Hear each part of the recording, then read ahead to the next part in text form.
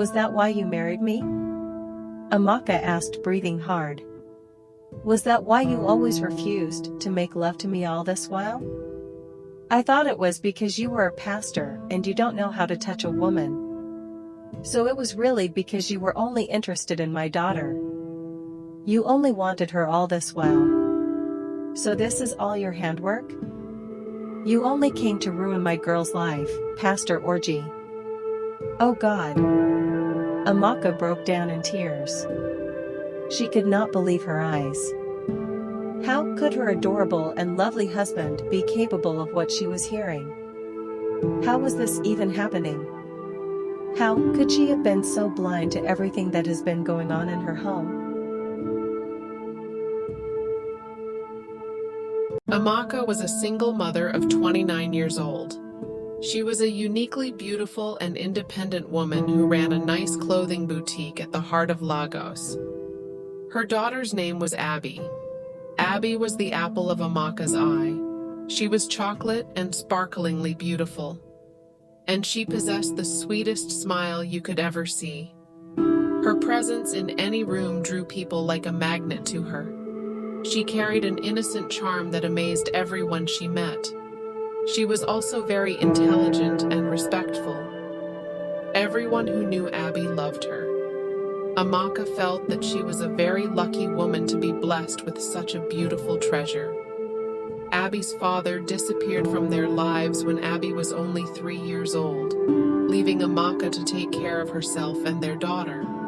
But by God's special grace, and from support from friends and family, Amaka's business flourished and she was able to bring up her daughter properly. Of course, Amaka was still a young woman and could have married another man all those years, but she chose to be careful. She did not want to live with the kind of man who would make her life a living nightmare, just like her ex-husband, Nonso, had made. She was very selective of every man she met. On a daily basis, Amaka was toasted by several men who wanted to have a chance with her. But in the end, they eventually fell short of her expectations.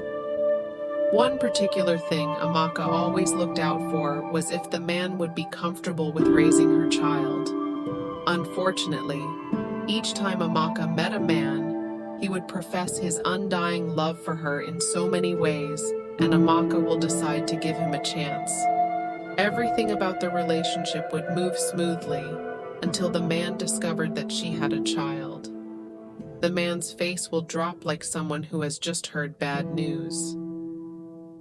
"You never told me you had a child," the man would say, looking disappointed. "I like you, but I do not want to father another man's child." After that, Amaka would stop seeing him. It continued like that until one day when she met Orgy. Orgy was a new pastor in her church who joined recently. He was 33 years old, a good-looking, able man who ticked all the boxes of Amaka's spec list. One day after church, while everyone exchanged pleasantries and left home, Orgy approached Amaka. He complimented her appearance and started a conversation with her. His voice was calm and reassuring as he spoke. He told Amaka how much he liked and admired her, and asked for a relationship. Amaka fell for him very easily. This was a man she so much admired in secret. He possessed every physical attribute she always wanted in man. Their relationship began smoothly, and with every moment they shared together onward, Amaka could only love him more and more. What made Amaka particularly love Orgy was because of the special interest he had in her daughter, Abby. Unlike other men who lost interest any time they knew that she was a mother, Orgy not only accepted Abby, he treated her like a princess and even played with her. Anytime he visited them at home, he always made sure to bring Abby something special, like an ice cream or a wrapped gift. At the same time, Abby liked him very much. Anytime Orgy comes around, she will want to stay around him. Many times they would play together while while waiting for Amaka to prepare food for the visitor. Amaka would smile in the kitchen, glowing with happiness at her good luck. It was quite clear that they both loved each other and will be happy together. We will make a good family, she thought while watching Orji and Abby from the door. But Orji had not even proposed to her yet.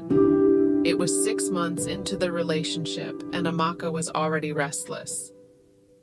"I love him so much," she said to her best friend Chinaza. "I just wish he will ask me to marry him."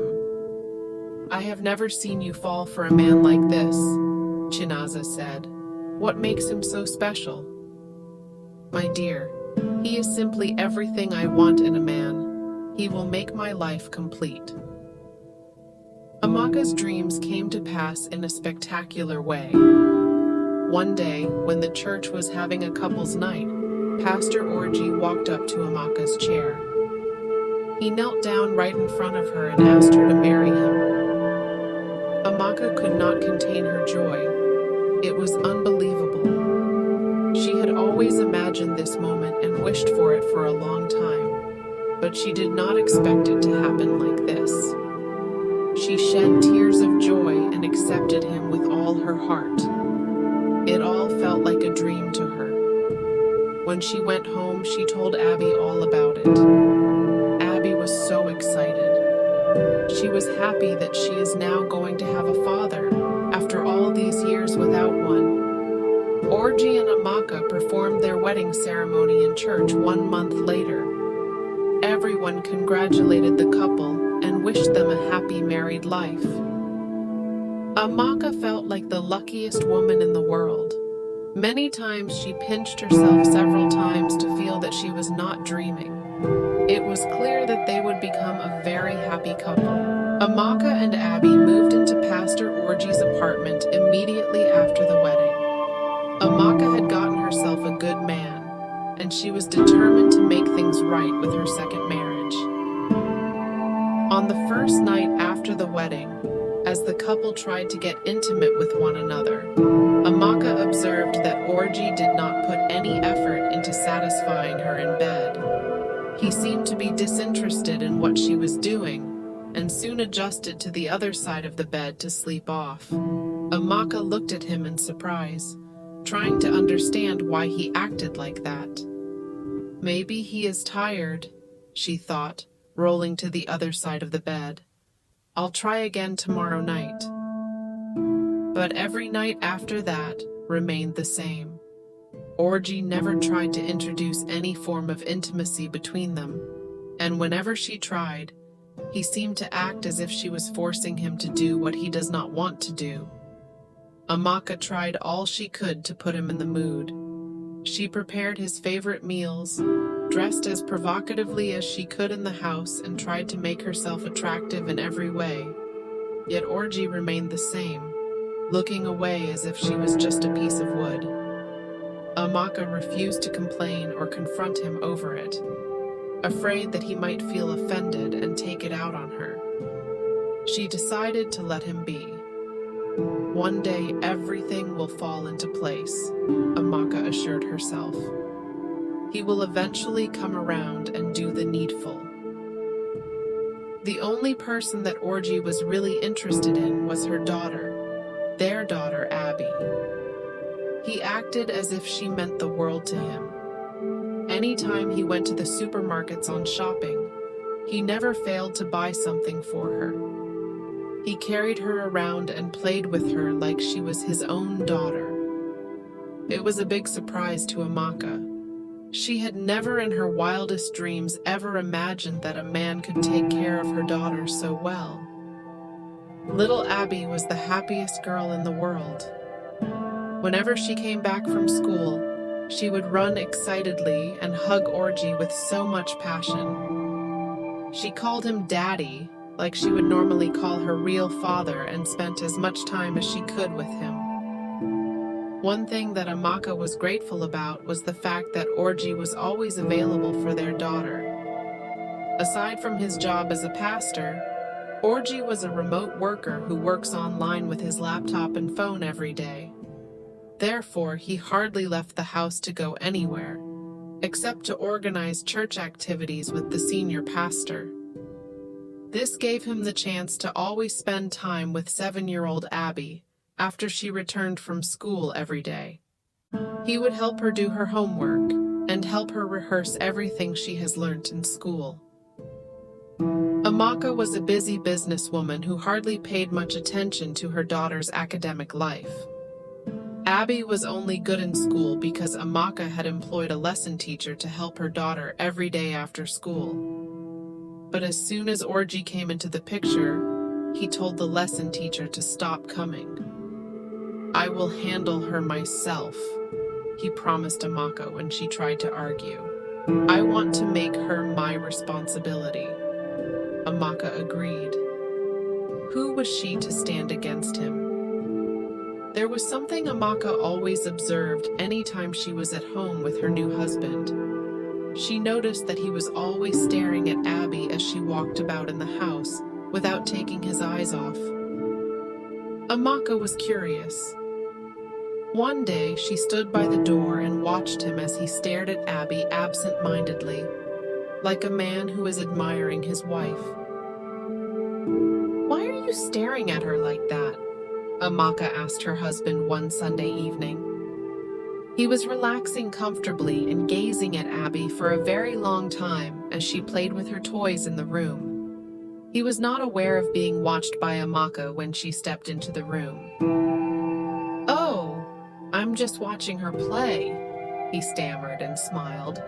"She's such a sweet, playful girl. Can't you see?" Amaka sat beside him as they watched TV. She was feeling a little jealous about how much he adores her daughter. However, after a few months, Orji could not pretend any longer. Everything has been working according to plan, and it was time for him to enjoy what he always wanted all this while. This girl was just breathtakingly beautiful. He always developed goosebumps on his skin each time he set his eyes on her. Just like the devil he always preached about in church every Sunday, he waited for a good opportunity to activate his plans. It all began one day. Abby had just returned from school and was done eating her lunch. Orji instructed her to meet him in the living room with her homework. Abby obediently carried her writing materials and ran to him innocently. Orji made her to draw closer to him. He was enjoying himself, feeling the electrifying sensation on his joystick. He glided his right hand steadily and grabbed the tiny soft oranges that he has been eyeing for a long time. As soon as he did that, Abby looked up at him. She was confused and at the same time slightly uncomfortable. "Daddy, what are you doing?" she asked, turning to face him. "Shut up and focus on your homework," he commanded suddenly. Abby was surprised. Her new father has never talked to her like that. Meanwhile, Orji was in heaven. He did not wish to stop what he was doing. He has been waiting for a moment like this, and it was finally happening. Suddenly, Abby dropped her pencil and began to cry, calling on him to stop. She did not like what he was doing. She did not know what to do. "Daddy, stop, please," she cried. "Stop doing it, please." She burst out in tears and cried louder. Orji was startled. He gently shifted her away and stood up. He was afraid of attracting unwanted attention from his neighbors. "Stop crying," Orji chided her softly and tried to close her mouth. "Do you want everyone to come out here?" But Abby did not listen. She continued to pour out a river until Orji began to pet her. He steadily patted her on the back and put a candy in her mouth. After a while, she stopped crying and calmed down, and they continued with the homework. "Don't tell Mummy anything when she comes back," he said to Abby, dragging his ears. "I am doing this for your own good. Have you heard me?" Abby nodded. She did not understand why he said that, but she trusted her daddy, and she did not want to make him angry. If he said he was doing it for her own good, then it means he was right. For the next few days at home, Orgy decided to give her some space. He was afraid of her crying if he repeated the same thing again. But after some time, he could not control himself again. This time it was while she was washing herself in the bathroom. Abby was surprised to see him coming in, but she did not bother. After all, he was her daddy. Orgy repeated the same actions of the previous day, but this time, he took it a step further. Surprisingly, Abby did not do anything. She simply stood still as he did his thing. Orgy's fingers went down the forbidden junction. He applied his fingers from one point to the other, scrubbing around with the sponge full of soap. Just as he was about to put his middle finger into the hole, they heard a knock on the door. Orgy rushed out immediately, his pulse racing in fear and excitement. It was Dicka, the 8-year-old son of their next-door neighbor. Orgy sighed out of frustration and relief. "What is it, Dicka?" he asked. His voice was a little harsh. "I want to come in," Dicka said breathlessly. "Abby and I plan to do our homework together today." "Yes, it's true, Daddy," Abby concurred, running towards them from the bathroom. "Let me go and get my notebook." Orgy sighed and chewed his teeth angrily as he watched them.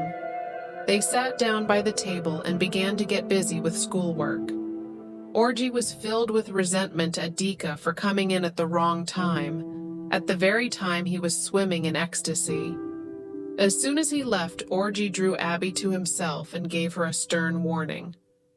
"I don't ever want to see you with that boy," he said harshly. "If I ever see you two together, I will report you to the Sunday school teacher in church. Did you hear me?" He growled, watching the tears form in Abby's eyes as she looked at him in fear. The best way to frighten Abby was by threatening to report her to the Sunday school teacher in church. She was afraid of being called up and shamed by the other kids. "Mummy, Daddy said I should stop playing with Dicka. He came to do his homework with me and Daddy became angry." Abby reported to Amaka when she came back from work. "Don't worry, sweetie," Amaka assured. "I will speak to him. You will continue playing with him, okay?" When Amaka brought up the topic to Orgy, he dismissed her without giving any good reason.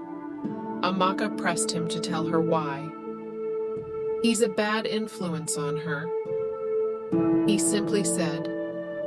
"The Spirit of God revealed it to me while I was praying.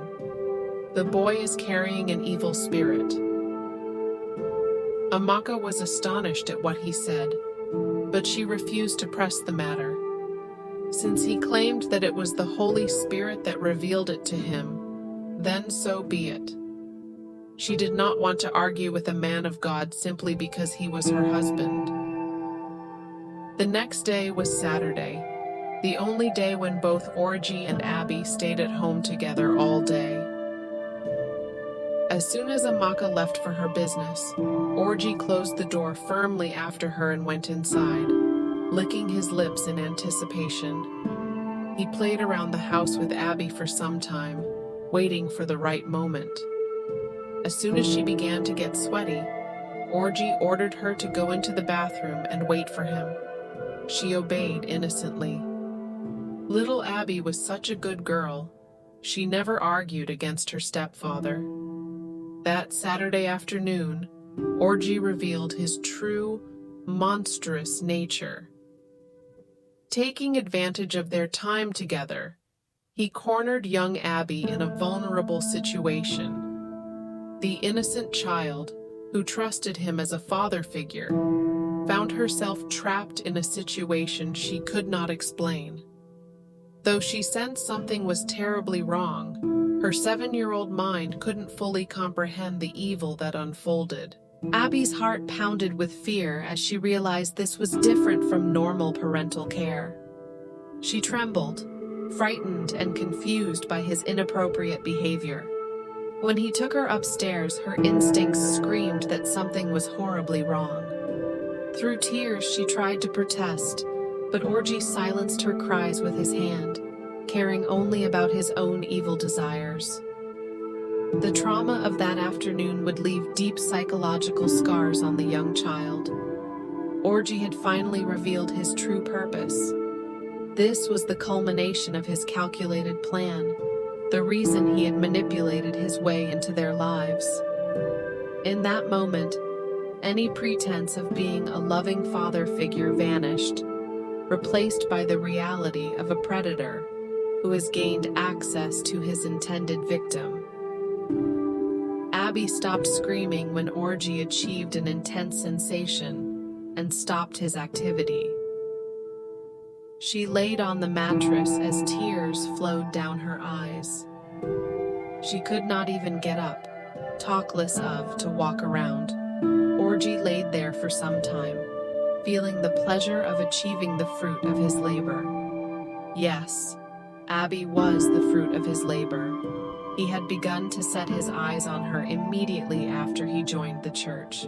The desire for this moment was what led him to get close to Amaka and get married to her. Now he has had his way, and he will continue having his way for as long as he wished. It was his home, his daughter, in short, his family. He laid back and waited for her to regain some strength. When it seemed like she was taking too long, he brought her a bottle of milk and made her to drink it up. Abby swallowed the milk and coughed. "I'm going to tell my mummy what you've done when she comes back," she said with a weak voice. "I'm going to tell her everything." Orgy was not surprised. He already expected to hear something like that from the little girl. He was still waiting for her to stand up. As soon as she did, Orgy took her to the balcony of the story building. He carried her up and showed her the hard ground of the last floor, down below. Sensing that he did not understand what he meant, he directly explained what would happen if the act ever gets heard by someone else. "That is what I will do if you ever tell this to your mom, or anyone else," Orgy said grimly, looking directly into her eyes. "Do you know what will happen when I throw you down?" he asked. His voice carried all the dread he could muster. Abby's eyes widened with fright. "You will fall down and your mom will never see you again. Now tell me, Abby, do you want that to happen, Abby shook her head in fear. She dreaded the thought of never seeing her mother again. "Good." Orgy patted her on the shoulder, smiling in satisfaction. "Now let's get inside and clean you up." Amaka was tired and stressed when she came back from work. She barely noticed any change in Abby's behavior that evening. But the next day, as she tried to bathe Abby and prepare her for church, she noticed that Abby seemed to be uncomfortable each time she touched or rubbed her intimate area. She closed her legs tightly and tried to shift Amaka's fingers away. "Abby, what is it? Why are you wasting my time? Can't you see that we're late for church?" Amaka chided her. Abby did not say anything. Instead, she began to cry softly. "Okay, sorry, don't worry," Amaka said, trying to pet her. She was in a hurry, and so she decided to let her be. It was the beginning of a nightmare for little Abby. From that day onwards, Orgy did not allow Abby any peace in the house. He was always putting his hands everywhere and every time, doing things that felt confusing and uncomfortable. Young Abby was stuck in a situation where she could not find her way out. Here she was, alone with her stepfather every afternoon, unable to speak up for fear of what he showed her in the video. The once friendly and exciting atmosphere in the home was lost forever.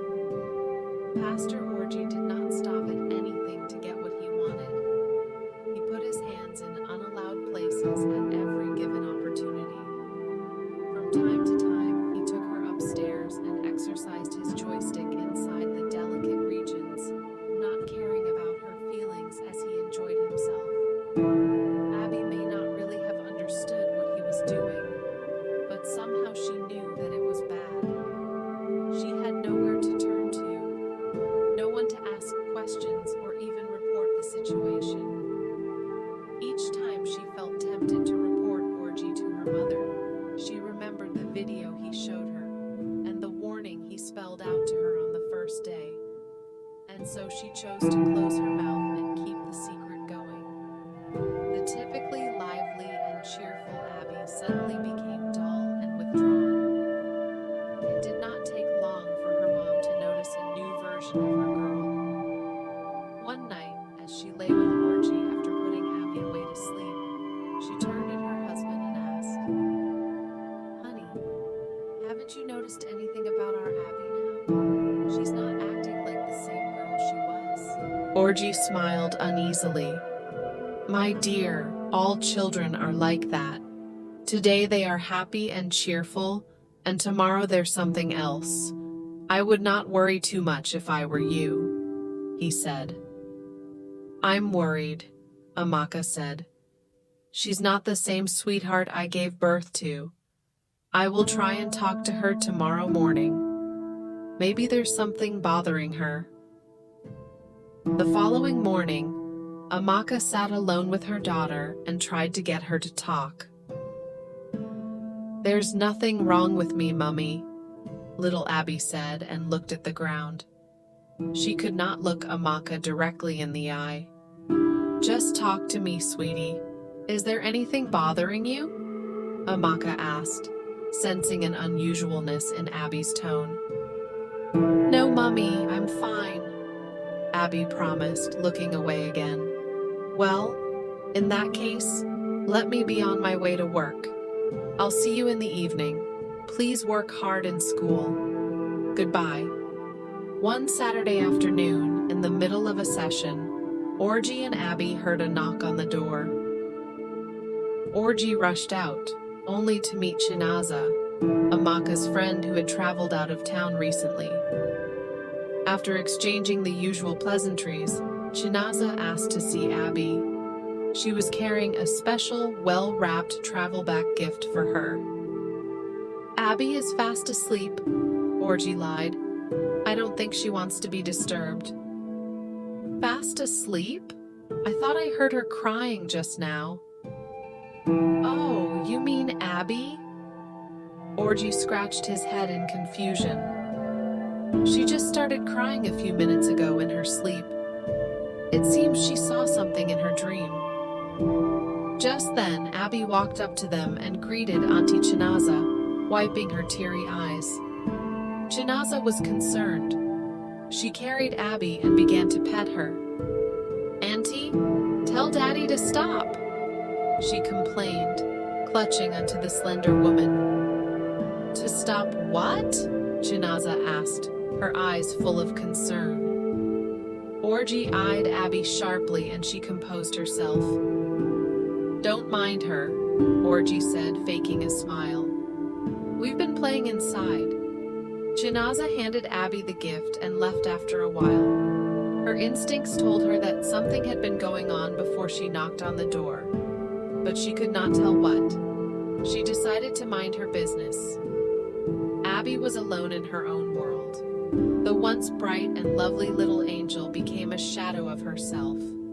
She was withdrawn and dull, even in class. She hardly spoke to anyone and could not pay attention when lessons were going on. Her class teacher, a young lady named Miss Caro, observed this and tried several times to find out what could be wrong, but Abby always looked away each time. Her stepfather's threat was a constant reminder of what will happen if she ever says anything to anyone. One day, when it was time for morning break in Abby's class, Miss Caro told Abby to wait by after the other pupils all left for the playground. Abby had just performed poorly once again by scoring 2 over 10 in a class test. It was her worst performance and Caro was surprised.